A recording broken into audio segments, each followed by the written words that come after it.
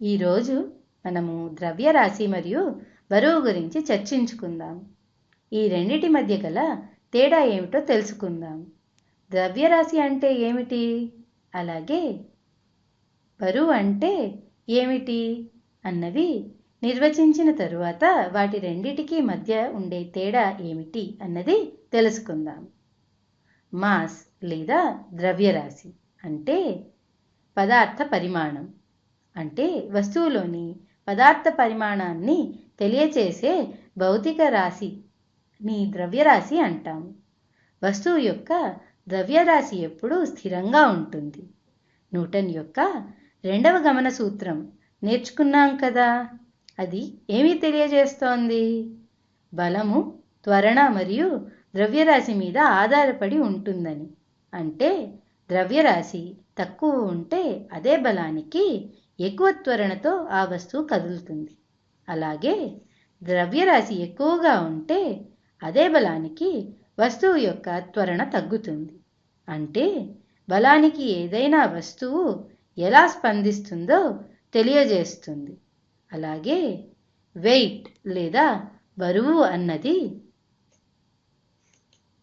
వస్తువుపై పనిచేసే భూమ్యాకర్షణ బలాన్ని తెలియచేస్తుంది.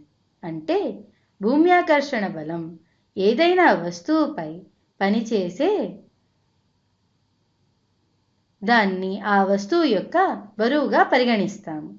నేను భూమి మీద ఉన్నాననుకుంటే నా బరువు 70 కేజీలు అనుకుందాము.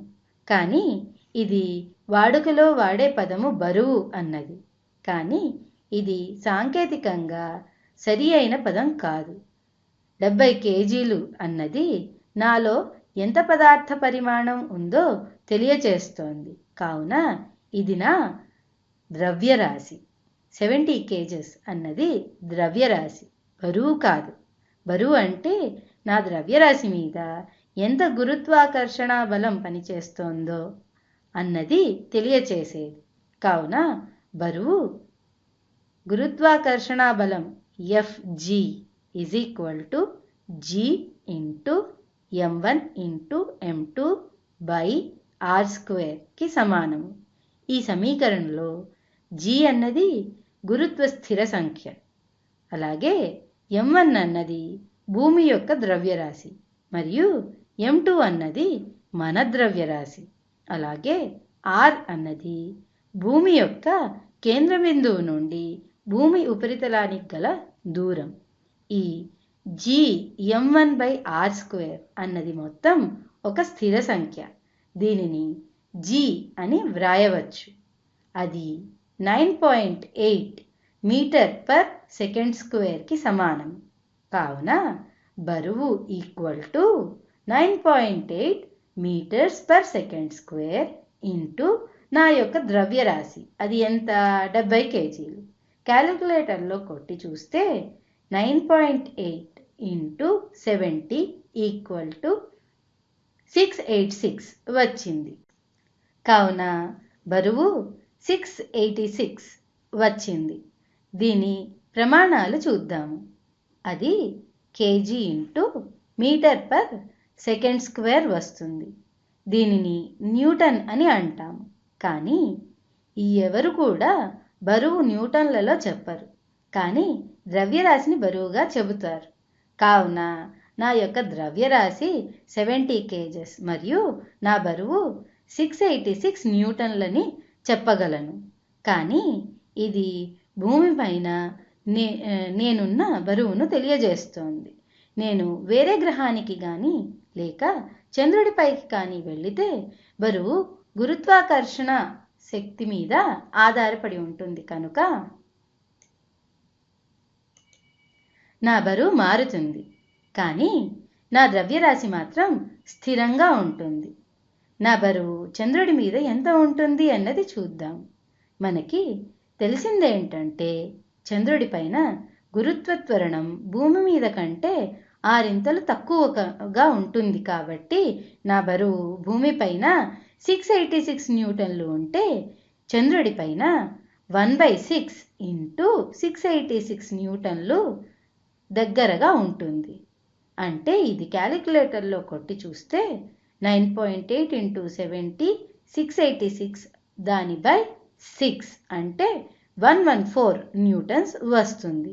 అంటే మన బరువు స్థలాన్ని బట్టి అంటే గురుత్వాకర్షణని బట్టి మారుతూ ఉంటుంది. భూమి ఒక సమగ్రమైన గోళము కాదు కనుక చూడండి గీస్తాను. కొద్దిగా ఇలా ఉంటుంది. కావున బరువు భూమిపైనే అన్ని చోట్ల సమానంగా ఉండదు. ధ్రువాల దగ్గర కంటే ఈక్వెటార్ వద్ద బరువు చాలా తక్కువ ప్రమాణంలో తేడాగా ఉంటుంది. కానీ ద్రవ్యరాశి స్థిరంగా ఉంటుంది.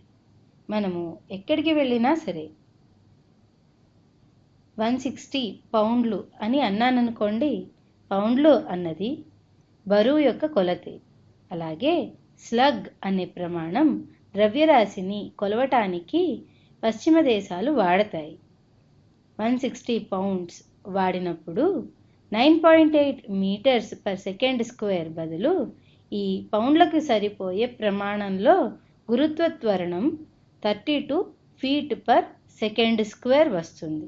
కావున బరువు ఈక్వల్ టు గురుత్వ త్వరణం ఇంటూ ద్రవ్యరాశి కాబట్టి 160 పౌండ్లు is equal to 32 feet per second square into ద్రవ్యరాశి.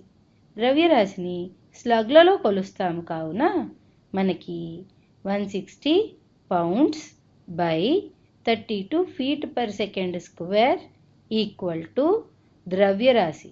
ఇది స్లగ్లలో వస్తుంది. అంటే ద్రవ్యరాశి equal to 5 pounds into second square by feet వస్తుంది.